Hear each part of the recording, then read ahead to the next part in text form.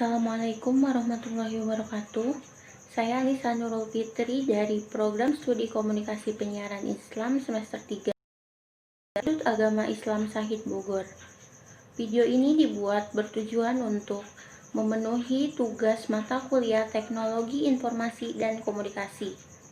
Berikut saya paparkan mengenai sejarah telepon genggam. Sejarah telepon genggam dimulai sejak dekade pertama di awal abad ke-20, yaitu pada tahun 1910, di mana Lars Magnus Ericsson membuat pertama telepon genggam. Lars Magnus Ericsson adalah orang berkebangsaan Swedia yang menekuni bidang telegraf. Lars Magnus Ericsson mendirikan perusahaan ternama sesuai namanya dan bekerja sama dengan perusahaan Asia bernama Sony, lalu mengubah namanya menjadi Sony Ericsson. Pada dekade selanjutnya, yaitu pada tahun 1921, penggunaan telepon genggam untuk pertama kalinya digunakan pada suara institusi negara, yaitu pada unit-unit kendaraan patroli Departemen Kepolisian di Detroit, Michigan. Seperti yang kita ketahui ya teman-teman, bahwa Sony Ericsson itu merupakan telepon seluler yang sangat terkenal pada waktu itu. Lalu ada perkembangan telepon genggam. Perkembangan telepon genggam selanjutnya terjadi di negara Eropa, yaitu negara Finlandia.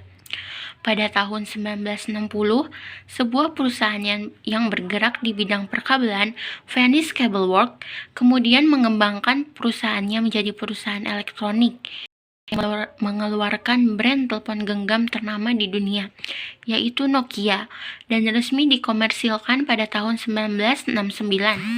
Hingga pada tahun 1970-an, pasar telepon genggam semakin marak. Bentuk telepon genggam pada awalnya menggunakan antena yang panjang dan bentuknya yang tidak sekecil sekarang. Lompati jauh ke abad 21, perkembangan telekomunikasi, ratusan juta masyarakat sudah dapat mengakses dan terkoneksi dengan telepon.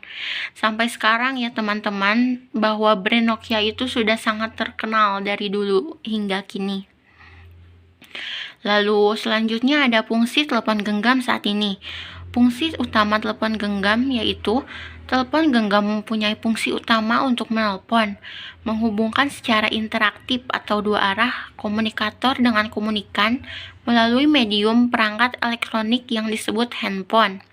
Sudah pasti ya teman-teman, di dalam telepon genggam pasti hal pokoknya adalah untuk menelpon. Yang kedua ada fungsi ragam komunikasi pada telepon genggam. Yang pertama ada teks pesan singkat atau yang biasa disebut SMS. Yang kedua ada internet. Internet saat ini merupakan hal yang sangat dibutuhkan ya dari dulu sampai kini, terutama pada zaman di era modern seperti sekarang ini. Lanjut ada beberapa fitur telepon genggam saat ini.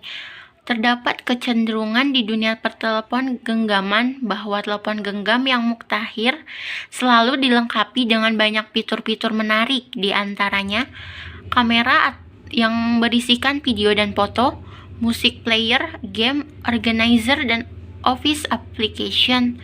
Nah, tentu saja dengan banyaknya perkembangan zaman saat ini ya, banyak banget nih fitur-fitur menarik, terutama pada handphone canggih dan mumpuni ya. Sekian dari saya, terima kasih.